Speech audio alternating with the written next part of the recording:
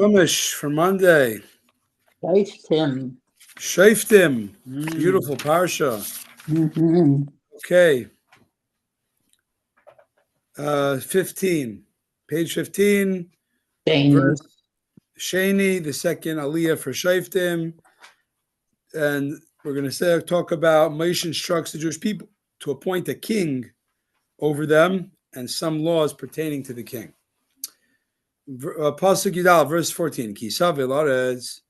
When you enter the land, that Hashem your God is giving you, and you take possession of it and you dwell in it, and then you then say, let us appoint a king over us, like all the nations who live around us.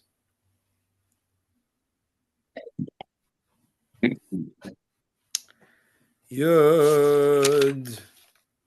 I'm sorry, Tesvav, next page.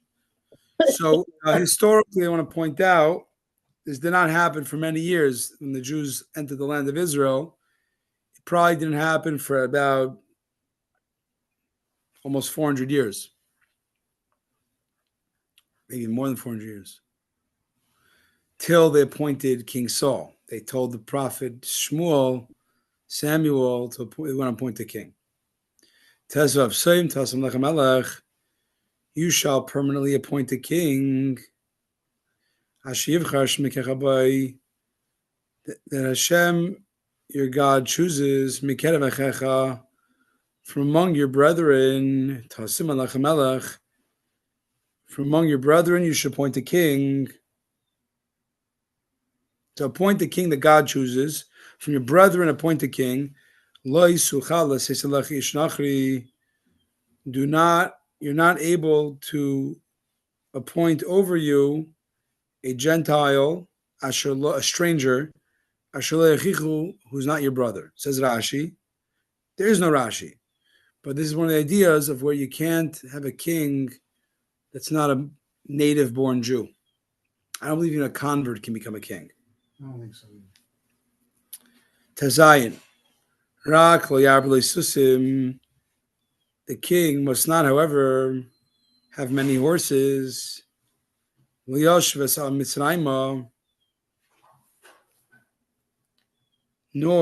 should he take the people back to Egypt in order to acquire many horses. Hashem Amar Lechem, and Hashem has said to you, you must never again return this way to Egypt.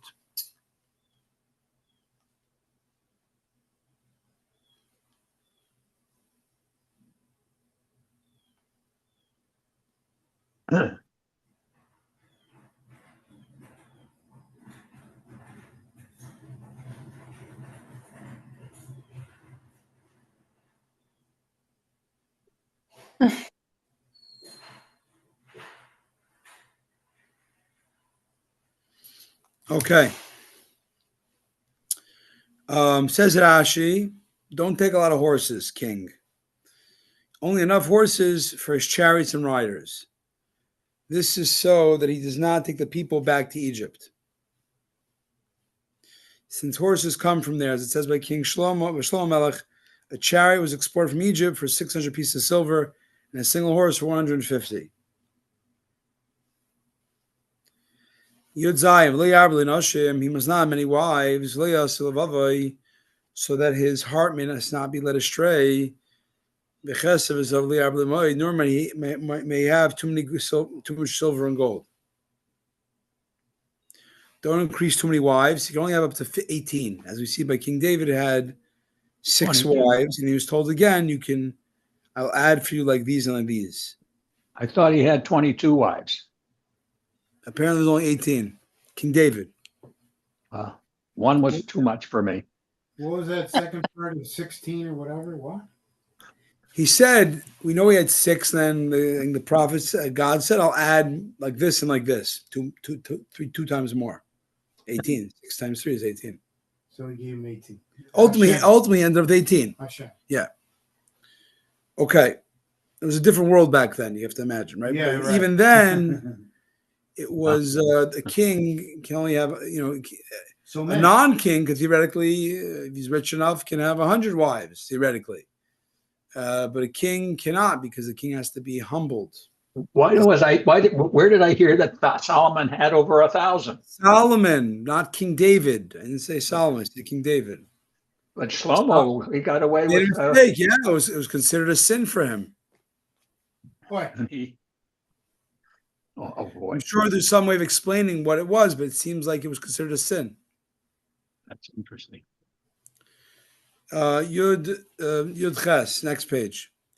No, I'm sorry, Rashi, in the top of Rashi of page 17.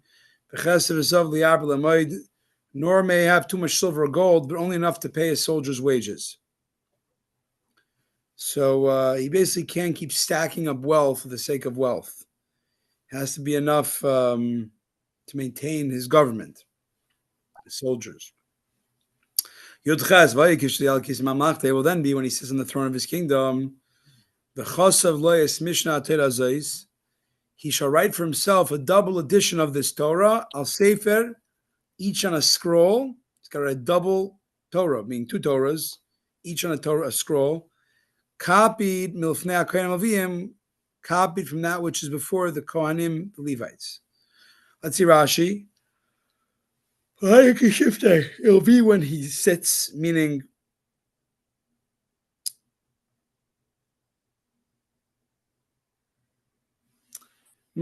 seemingly the way this verse is prompted in a very superfluous way. When he sits on his throne, then he does all the king things. Like when he sits on his throne, when he's a king, it means he's sitting on the throne.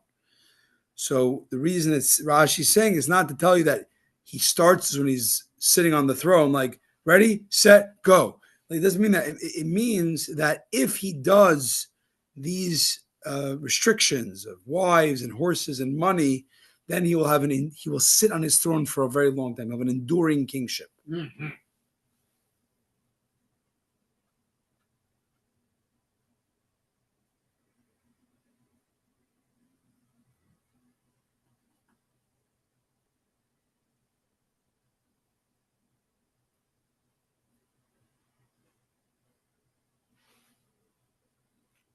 Mm.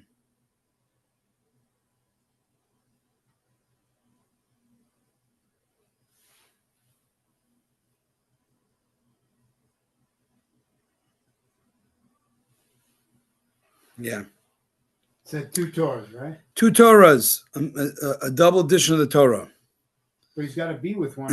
Listen, 2 Torah scrolls, one that is kept in his treasure house, the other that accompanies him on his travels. All the time. Right? Every Jewish man has to write a Torah, theoretically. Today, you don't do that because too much money and you buy books instead.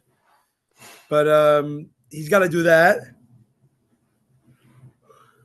He's got one, I guess, he keeps at home, and one he travels with.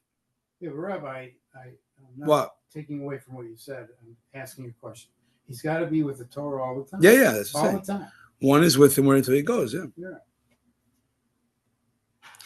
Onkelos translates Mishnah as Pashegin. What does that mean? Mishnah, so Rashi translates it as 2. Mishnah as in a double scroll, as in 2 scrolls. But Onkelos, Rashi's, friend, or sometimes his Holy friend, the guy argues with, he says he translates it Mishnah in the expression of fluency. He's got to have the second scroll, so he's constantly fluent. He's always reading it. all the time. Rashi doesn't think that? The question what the word's stressing. I understand, but does Rashi say that it has to be all the time? Or is it all the time? Pashegin in the Megillah and Esther, it means a clearly elucidated letter, a very clear letter. So he's got to have the Torah next to him, so it should be he should be fluent in it, very clearly, All the time. Yeah. Okay. You test. The Torah will be with him, and he will read it all the days of his life. L'man Yilmad, so that he learns to fear Hashem, his Lord. Lishmar is called divrei Torah zeis, to keep all the words of this Torah, v'esachukim eila v'alseisam, and the statutes in order to do them. Divrei Torah, the words of the Torah, this means literally.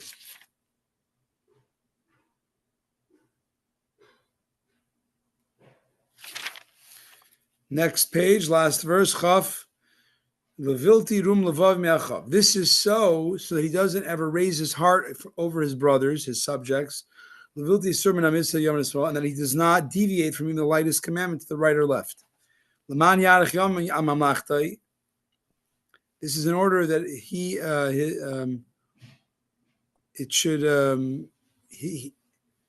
should reign for a long time. Hu vana b'kerav Yisrael, he and his sons among Israel. Says Rashi, so that he does not deviate. So why are we putting restriction on horses and money and wives? So he shouldn't get arrogant. I'm a king. I'm endless. You got caps, buddy. You have limits and stuff. You're no God. On top of that, he's constantly reviewing the Torah. That's what it sounds like to me. And I need the Uzdan edition in order to verify that I'm correct. I think the restrictions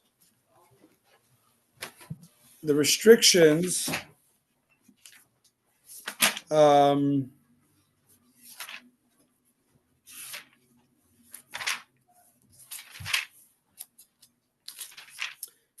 to keep him from being arrogant,